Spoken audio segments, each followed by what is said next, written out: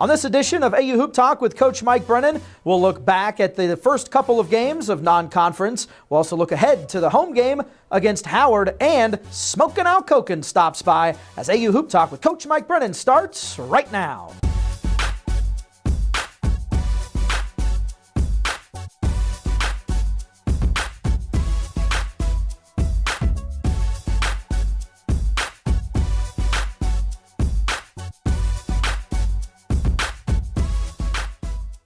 Welcome to AU Hoop Talk with Coach Mike Brennan, Dan Lang alongside Coach Brennan.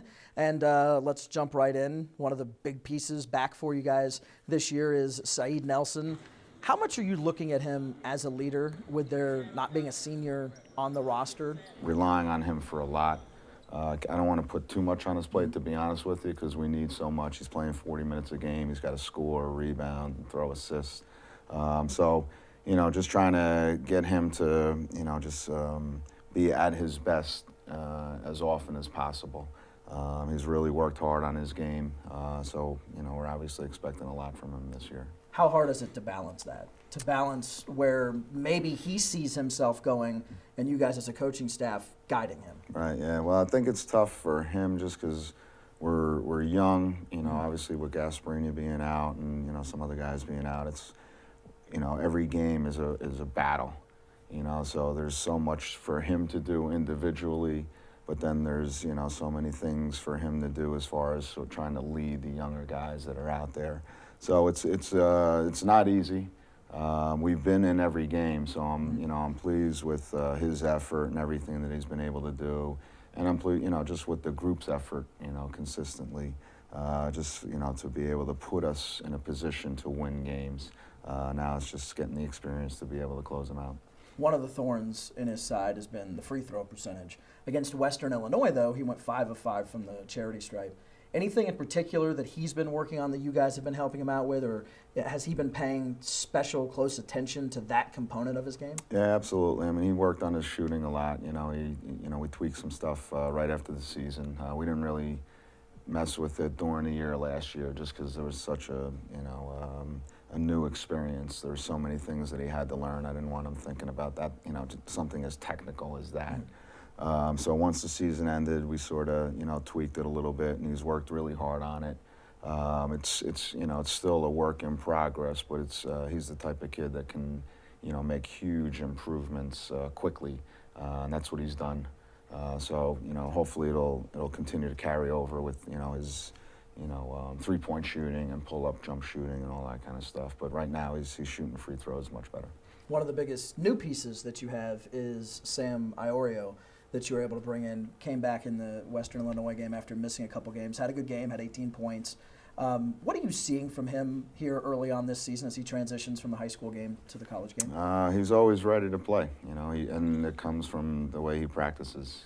He practices very hard. He shows up every day, gives you, a terrific effort. So I think his background, playing at Parkland High School, and then playing for, the AU program he played for, he understands, he played for good teams, and they were expected to win.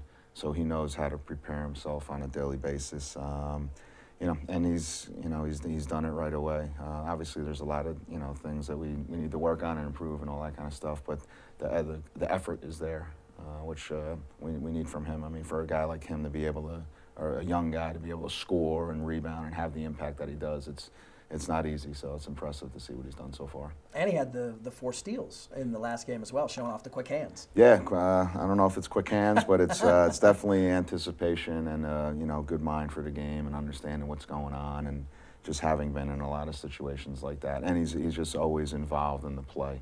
That's why he rebounds so well. That's why he's open, moving, cutting, posting.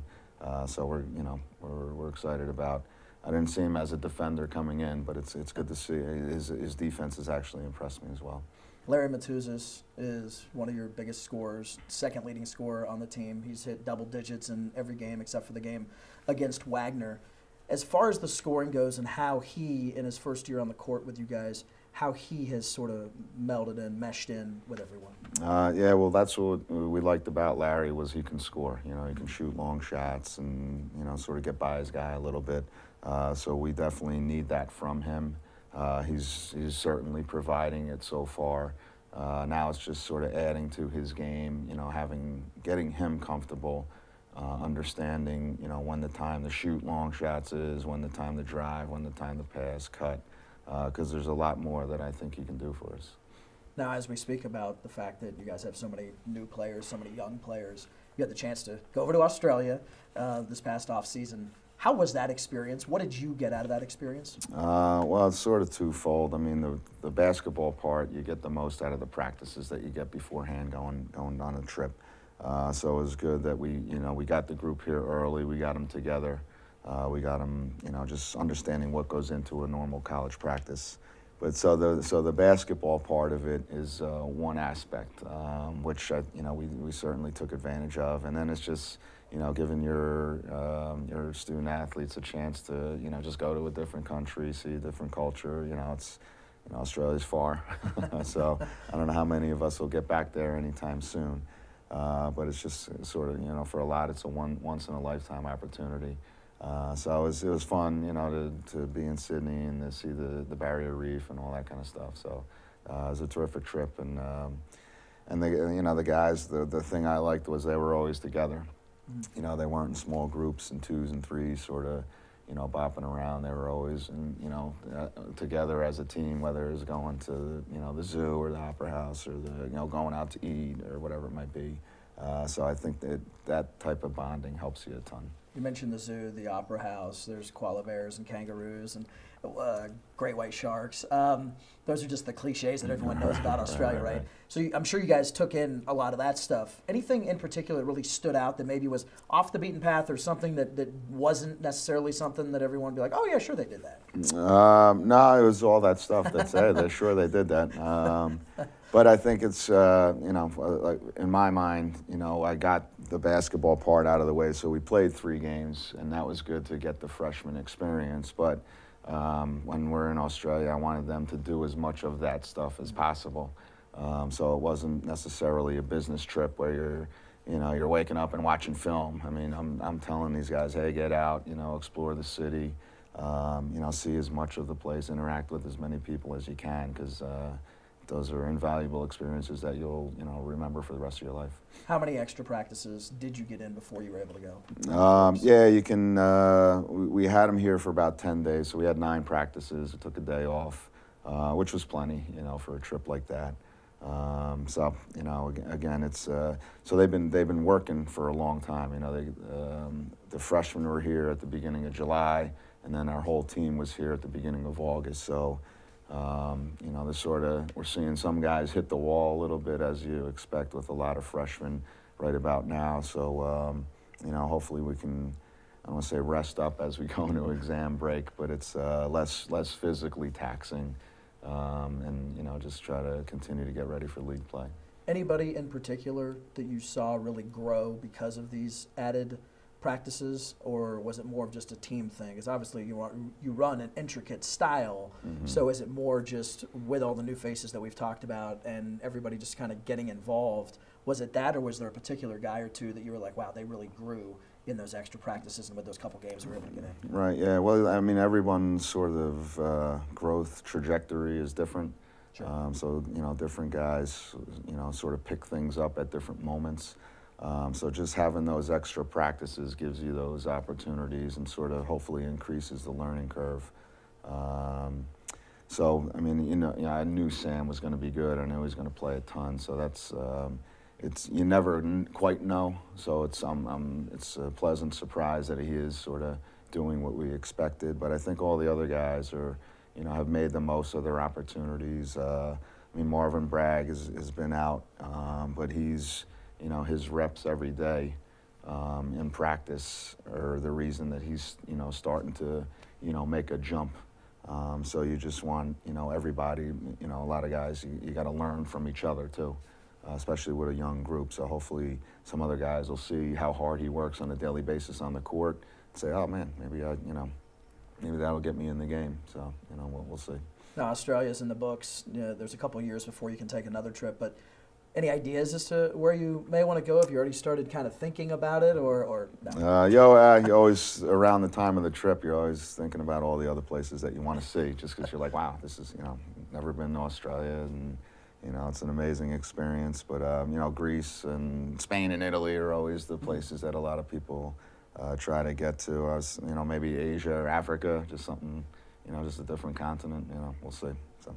Leaving the ideas wide open. We'll take a time out here on AU Hoop Talk with Coach Mike Brennan. When we continue, Al Koken stops by.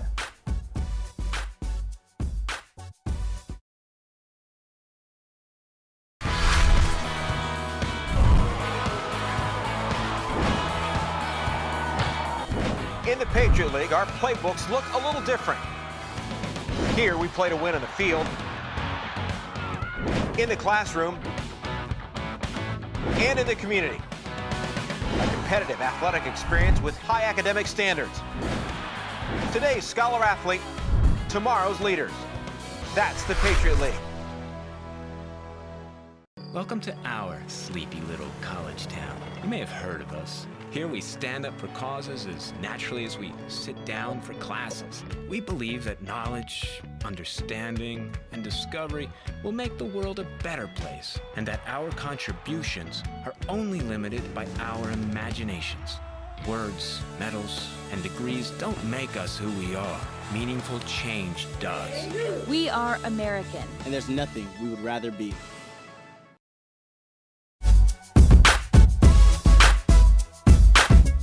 Welcome back to AU Hoop Talk. We're now joined by Smokin Al Koken, who's going to be doing the play-by-play for the game on Saturday against the Howard Bison and class of 1974. So this means a lot to you. It's great. I've been privileged the last few years to come back and do some of the games here at AU, and it's amazing, Dan. Every time I come back to campus to see how it has grown by leaps and bounds. Back in 1974, not that I spent much time in the library, but anytime I had to spend time in the library, I would always hitchhike down to Georgetown because our library back then was horrendous. And now you see the Bender Library, you see Bender Arena, you see the new campus across the other side of Nebraska Avenue, and just to watch as this university not only has grown physically, but the stature of the university. So to be even a small part of it again is a great thrill. Yeah, it's an impressive trajectory that this institution has, that's for sure. What does it mean for the school and the program in particular to be on over the air on TV in both the Washington, D.C. market and the Philadelphia market? I'm sure if you talk to Coach Brennan about it, he'll tell you it's an invaluable tool. It is interesting. One of the things I've done over the last number of years is do play-by-play for then CSN, now NBC Sports Washington, of Colonial Athletic Association games, the former conference where the Eagles were before moving to the Patriot League. And this year's the first year, as long as I can remember, that CAA decided not to televise their games over the air. And I know, talking to coaches last year when they knew that was going to happen, who were irate, telling me and telling anybody who would listen, we need the over-the-air exposure. It helps us in recruiting. We have kids that you can say, oh yeah, everybody just watches on their phone now or on their laptops. But I'm also recruiting the parents. And the parents, if they've got the 55-inch up there, they want to watch Johnny play on that. They don't want to watch him on a computer. And I don't think that the people right now at the head of the CAA understand what their coaches are asking for, and that's why I think it's tremendous that the American University Athletic Department has understood the need, not just for the basketball program itself, but for the entire athletic program, for the entire university. The better and broader the exposure, it's going to help everybody. And you talk about the exposure. I mean, journalism as a whole has changed, and you've been able to see the change for better or for worse. You know, with all the technology and digitalization of everything. What piqued your interest into journalism? Was it something you always wanted to do from when you were little? No. Was it something that just here on campus got you going? It literally was by accident. I was in my junior year playing on the golf team, and the best golfer on the team was a guy named Andy Horvitz, who happened to be the sports editor of the Eagle. And one day he came to me and said, would you just mind writing some stories about the golf team for the Eagle? Because essentially he was kind of tired of writing about himself. So I said, sure. So I just used to write, I'd imitate guys I'd read in Sports Illustrated. I had no idea what I was doing. The very next year, he graduated.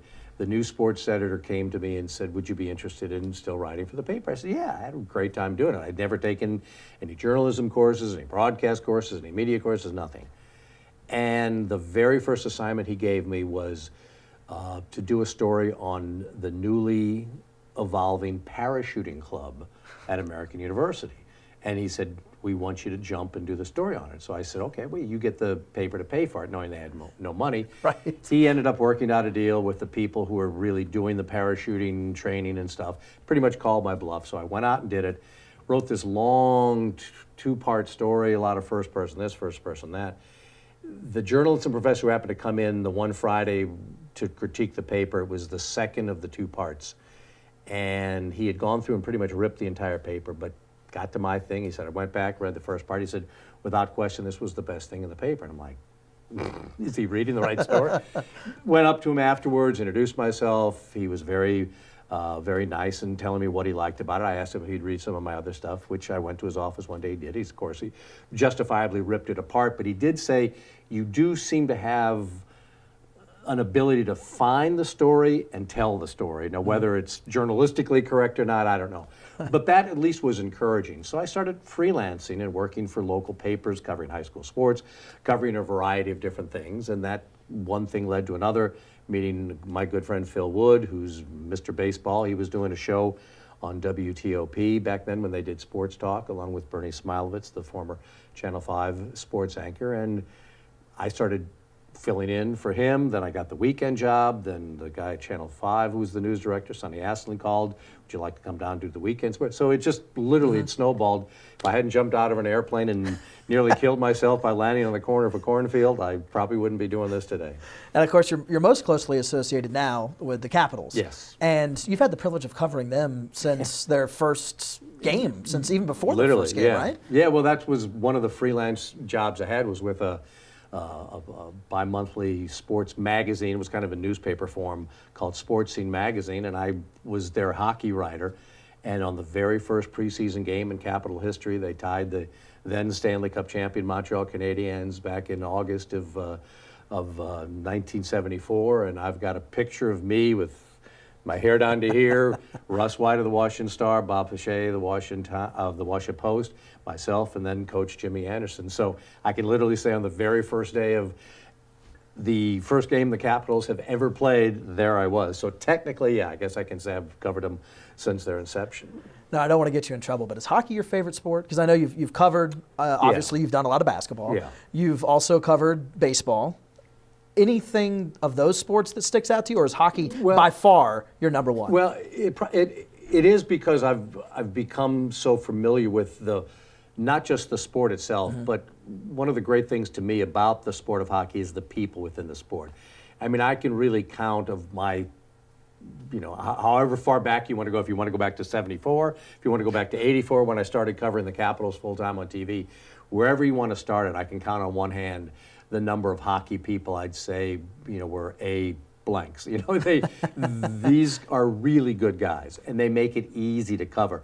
I know, talking with a lot of other sports writers and broadcasters who cover other sports, when they come up and they finish covering an NBA or an NFL or Major League Baseball season or something, then they deal with the Capitals. They're like, man, these guys are so easy to deal with. They're really genuinely good people. So the people of the sport and the sport itself is interesting to me. Growing up in St. Louis, your first love is always baseball. Yeah. But when the St. Louis Blues came in 1967, I really did catch a real good hockey fever, and I think it's kind of carried over since then. Now you've had a chance to do just about everything. You've done play-by-play. You've been an analyst. You've obviously been an in-game reporter. You've written.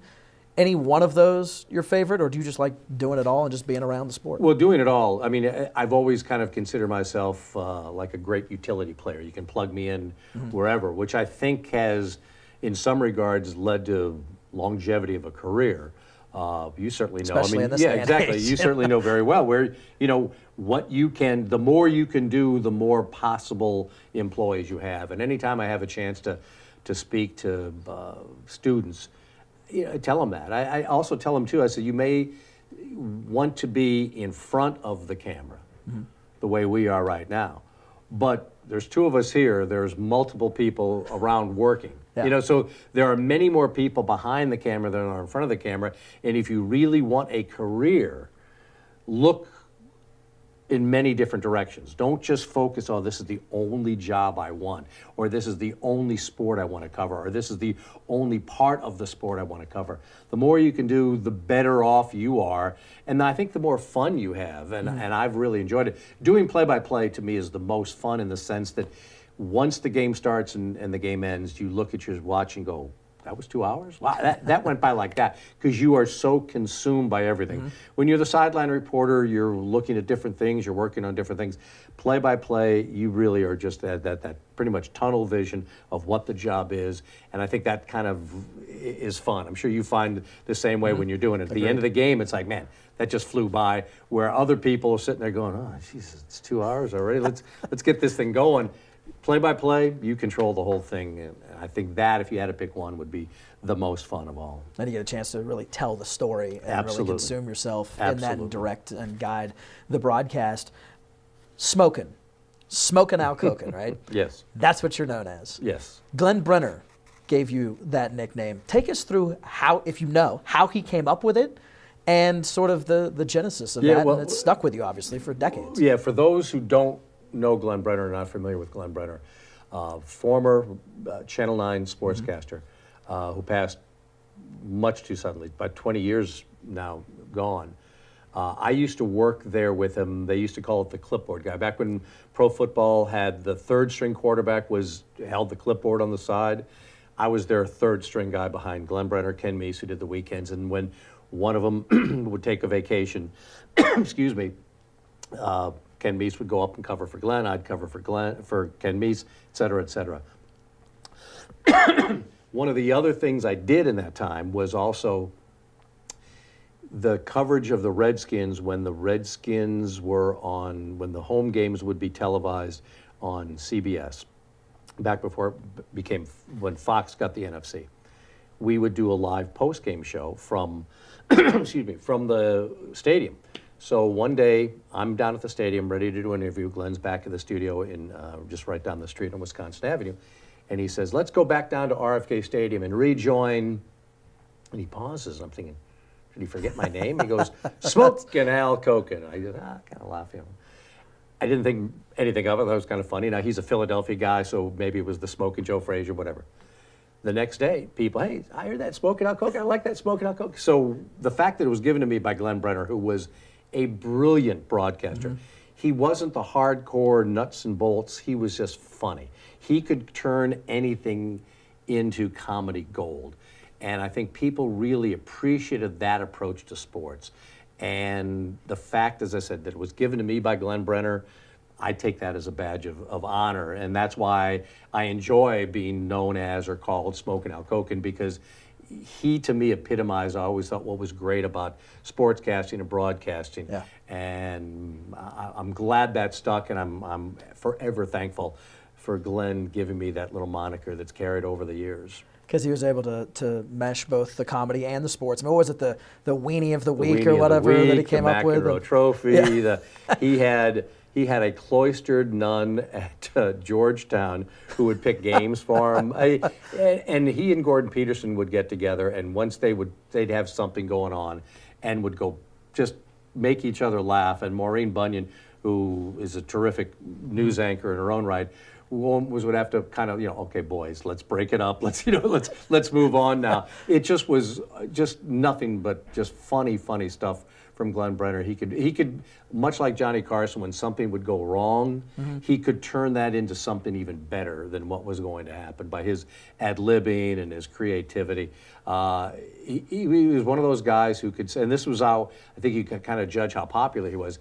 He was a guy that literally would say on the air, if they played the Stanley Cup Finals in my backyard, I'd shut the blinds.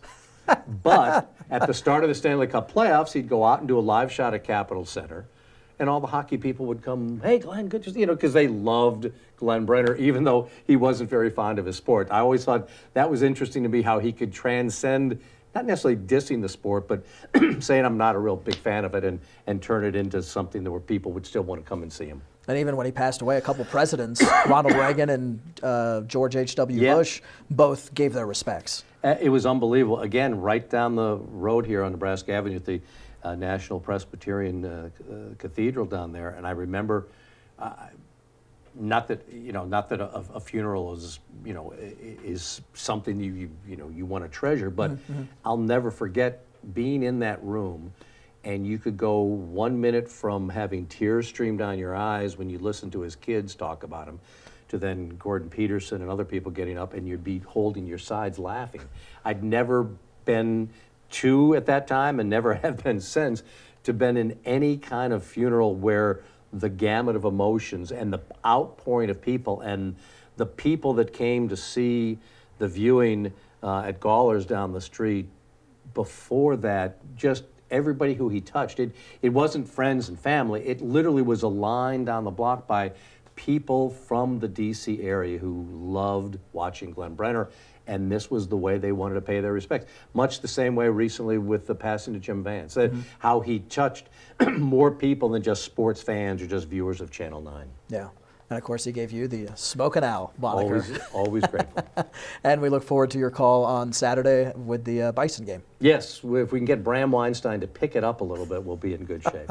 We'll look forward to that. Al Koken right there. We'll take a timeout, back with more after this on AU Hoop Talk with Coach Mike Brennan.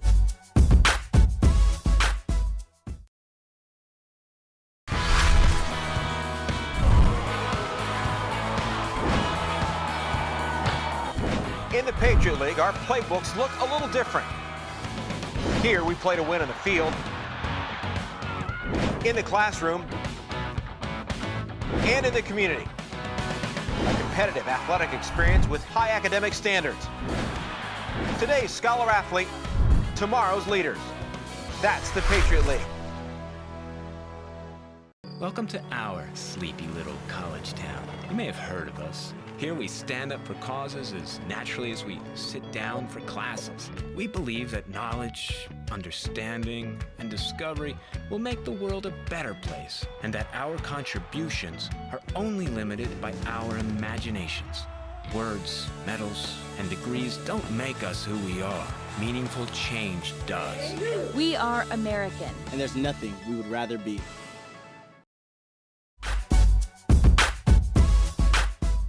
Welcome back to AU Hoop Talk with Coach Mike Brennan. And Coach, it's pretty special that this program is going to be on over the air on TV in both the Washington, D.C. market as well as the Philadelphia market. 2 top 10 TV markets. That's pretty special. No, it's great exposure. As much as our roster, we have kids from all over the country. We do, a lot of local recruiting. So for, people in those 2 areas to see us is terrific. Obviously, Sam, being from Allentown, Saeed being from Atlantic City area. And, again, it's, getting seen by all the kids that we're recruiting is probably the most important thing for us. And of course, the game is the game against Howard, the Bison. 20th time that the Eagles and Bison have played. Eagles have the 15-5 edge coming into this contest.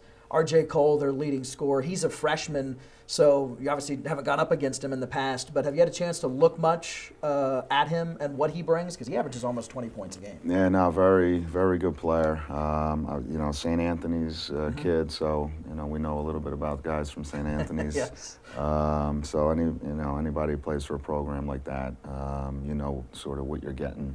But he can do everything. He's an excellent shooter, can dribble, good decision maker, competitive, tough.